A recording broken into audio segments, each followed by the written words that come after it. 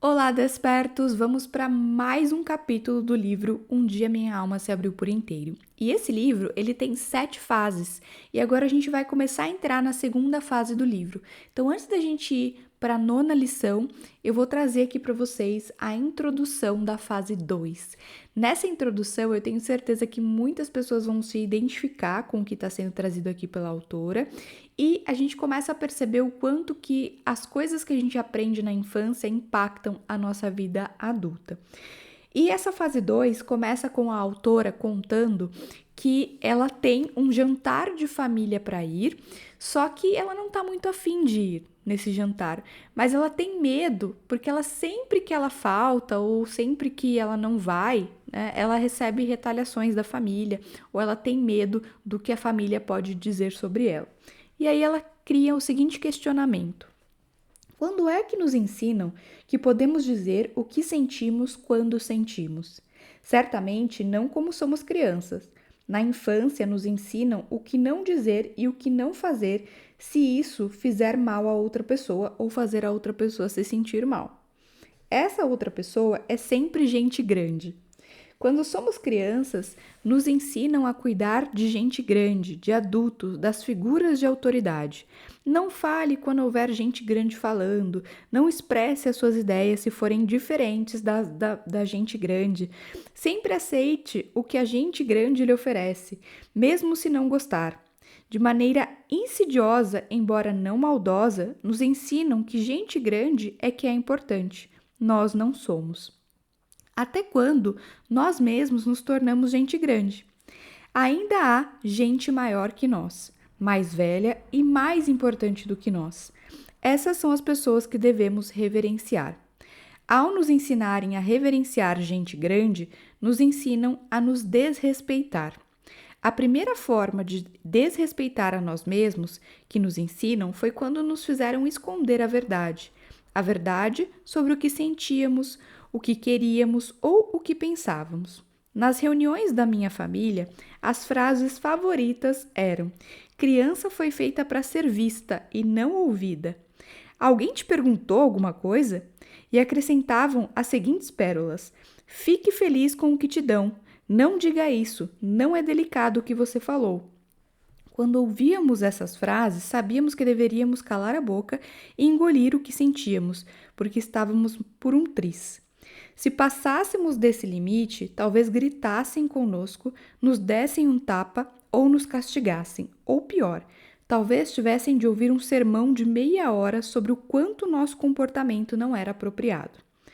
Quando criança, aprendi que explosões espontâneas de verdade sobre gente grande, percepções instintivas sobre erros cometidos por gente grandes e hipocrisias claramente observáveis não deveriam ser discutidas ou questionadas.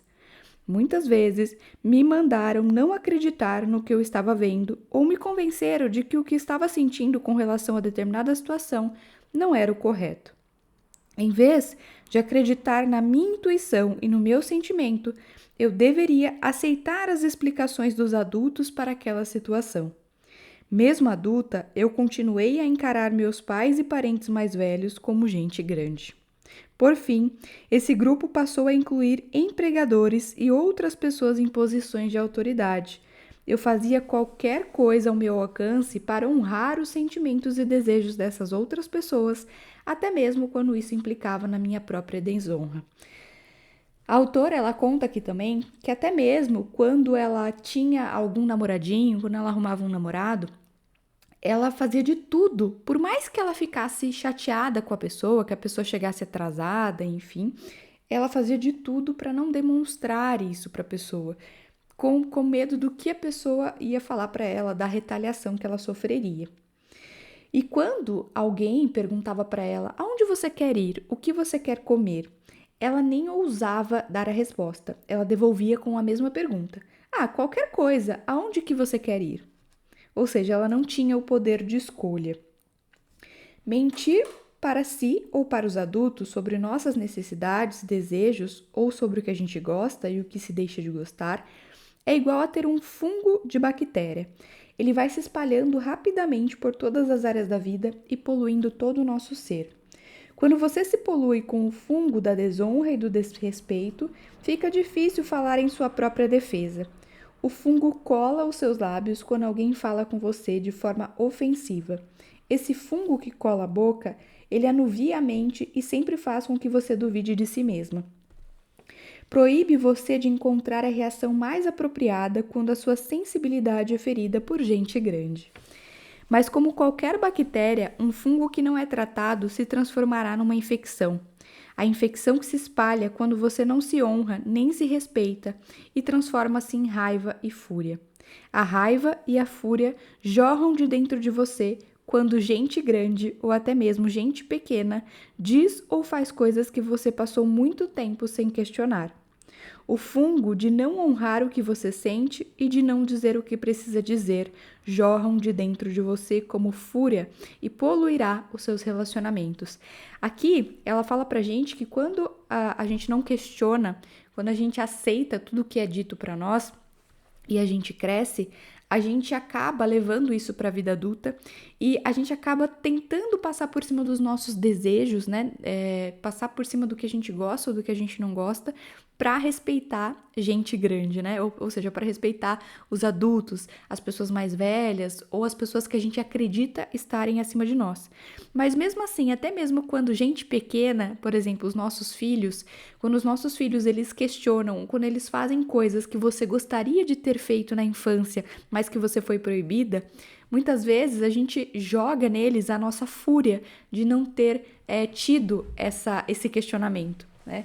É como se a nossa criança interior ficasse ferida e dissesse: eu não tive coragem de fazer isso e eu queria fazer. E agora você está fazendo comigo? Então é isso que ela está querendo dizer.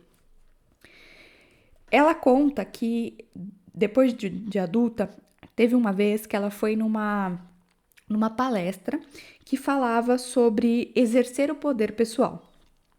E estava tendo uma discussão ali no grupo e a pessoa que estava dando a palestra virou para ela e falou assim: então, o que você acha sobre isso? E ela falou, né? Eu estava participando da oficina cujo objetivo era ensinar as pessoas a exercerem o poder pessoal. Estava fazendo um exercício para desenvolver a autoconfiança e a verdade. Ele havia dito que a única forma de aprendermos a confiar em nós mesmos o suficiente para nos honrarmos e respeitarmos como uma expressão divina e única de Deus era dizer a verdade. Ele era o responsável pela palestra. Ele era gente grande para ela, né? Alguém do grupo acabava de fazer uma crítica bastante severa com relação a ele, e sem menor aviso prévio, ele virou para mim e perguntou: então, o que você acha sobre isso? Bem, é muito difícil a gente conseguir pensar quando o cérebro está pegando fogo e os cabelos estão de pé na cabeça. Bem, nada de bem, ele gritou para mim. No instante em que você diz bem ou não sei, está dizendo que não quer falar a respeito. Você está aqui para falar, então fale. O que você acha sobre o que ela falou sobre mim? Eu podia sentir 50 olhos cravejando na minha pele. Eu podia ouvir a voz da minha avó. Se não tem nada de bom para dizer, não diga coisa alguma. Eu podia ver os olhos da minha mãe atravessando o salão com aquele olhar de mãe que diz: se você abrir a boca, a sua execução virá com um galope. Então, o que ela disse, né? Que quando ela foi pressionada a dizer o que ela pensava, né? Ela foi pressionada, não, ela foi ajudada a dizer o que ela pensava, que na hora veio para ela os julgamentos das pessoas quando ela era pequena, né? O julgamento da mãe dela, as vozes da avó dela falando que era melhor ela ficar quieta, que ela não deveria falar, e todas aquelas crenças, né, que a gente aprende na infância. Enquanto tudo isso acontecia na minha mente, havia um adulto ali de pé, esperando uma resposta minha. As palavras escapuliram de minha boca sem que eu pudesse examiná-la ou censurá-la. Eu sinto a mesma coisa, não acho que o Senhor precise berrar conosco para nos entendermos. Não somos surdos. Nós pagamos para estar aqui, o que significa que queremos aprender. E é difícil aprender quando se tem medo.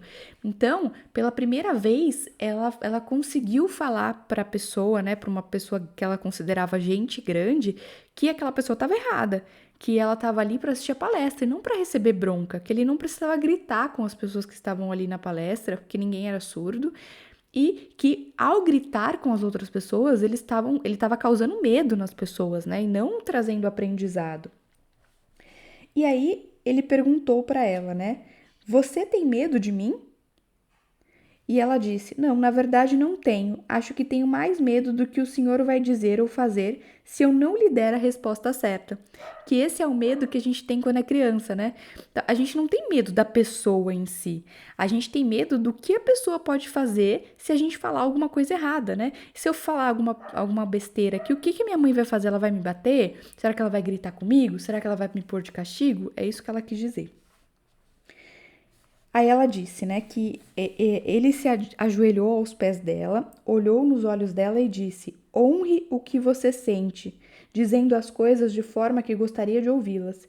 Se o disser com sinceridade e amor, sua tarefa estará cumprida. Ou seja, ele estava ensinando as pessoas ali a como reagirem mesmo, né? A não aceitarem aquilo de ter uma pessoa gritando com elas ou de ter uma pessoa obrigando elas. Então, quando ela conseguiu pôr isso para fora, ele falou isso mesmo, honre-se, né? Você precisa se honrar. E depois daquela palestra, ela decidiu e não foi no jantar de família. E ela fala o seguinte: fiquei em casa sem fazer grande coisa. Abri todas as janelas e deixei o ar fresco da primavera entrar. Fiz uma massagem facial, pintei as unhas e saí à procura de sapatos para comprar. Como não achei o que eu procurava, fui tomar sorvete. Quando cheguei em casa, tirei um cochilo e tive um pesadelo. Ouvi minha tia e minha avó gritarem comigo por não ter ido ao jantar. Eu ouvia as duas dizendo que eu pensava ser melhor do que todo mundo e que sempre queria que as coisas acontecessem ao meu modo. Ouvi meu irmão me perguntar repetidamente por que eu era tão burra. Será que eu não sabia como eles eram? Por que eu sempre escolhia criar confusão? No sonho, todo mundo gritava comigo. Eu sentia a raiva de todos, o que me deixou triste e zangada. Gritei de volta. Como sempre, eles não conseguiam me ouvir, porque o fungo da fúria havia entupido os nossos ouvidos. Acordei chorando e com o coração descompassado. Ou seja, ela resolveu não ir no jantar porque ela não estava afim, só que ela tinha tanto medo do que a família poderia achar dela que ela acabou tendo um pesadelo sobre isso. Aí ela diz: sentada à beira da cama, assoando o nariz, voltei a ser uma garotinha, tentando agradar todo mundo. Mas, mais uma vez, desonrando-me de novo. Eu não conseguia decidir o que era pior: não agradar os adultos ou não honrar o que eu estava sentindo. O telefone tocou. Era minha tia. Antes mesmo de eu dizer alô, ela já perguntou: o que foi que aconteceu com você? A ausência da resposta a levou a reformular a pergunta. Quer dizer, achamos que alguma coisa tinha acontecido. Onde você estava? Honre-se, eu ouvi na minha cabeça. Eu estava muito ocupada. Não era verdade. Eu não estava com a menor vontade de ir. A tia dela disse: ah, entendi. Suponho que você tivesse algo mais importante a fazer. Aí ela resolveu dizer a verdade, né? Não, eu simplesmente decidi respeitar o que eu estava sentindo, ficando em casa e cuidando de mim mesma. E ela achou que ela teria uma resposta grossa, né, da tia, e a tia falou assim pra ela: nossa, preciso que você me ensine a fazer isso. Eu também não queria ir, mas sabe como aquele povo é. E eu ouvi ela contar tudo o que havia acontecido, reclamar e dizer que ela não aguentava mais. Então eu sorri pelo telefone, a autora fala, né? E mentalmente disse: honre-se. É muito mais fácil do que pensamos. O que essa história nos mostra, né? O quanto a gente tem medo muitas vezes de nos honrar, de fazer o que a gente tem vontade de fazer, por medo do que as outras pessoas vão dizer, ou do que as outras pessoas vão pensar, ou da reação das outras pessoas. Só que ao nos desonrar, ao fazer o que o outro quer, a gente acaba nos desrespeitando. A gente acaba diminuindo o nosso poder pessoal. Então, ela fala também que isso é construído lá na infância e que se a gente não cura isso dentro de nós, se a gente não cura essa necessidade de agradar os outros, até mesmo quando os nossos filhos ou pessoas à nossa volta têm essa facilidade, né, de se honrar, a gente fica com raiva. Tipo, eu não tive essa coragem, mas você tá tendo? Então ela fala, né, que a gente precisa se honrar. A gente aprendeu errado, a gente aprendeu a se calar, a ficar quieta, a ter que respeitar os mais velhos, mesmo quando os mais velhos brigam com você, fazem coisa errada ou te obrigam a fazer algo que você não quer fazer, você tem que respeitar. E isso a gente vai levando para a nossa vida, vai apagando a nossa luzinha interior, a nossa alma, a nossa centelha e vai nos reduzindo aquilo. E isso gera muitas frustrações, tristezas, expectativas frustradas e nos deixa um adulto infeliz. Então a gente precisa olhar para isso, curar isso dentro de nós, saber que nos respeitar, nos honrar, fazer o que é mais leve para nós e não aceitar tudo goela abaixo é o que faz a gente evoluir, o que faz a gente prosperar e conquistar as coisas na nossa vida.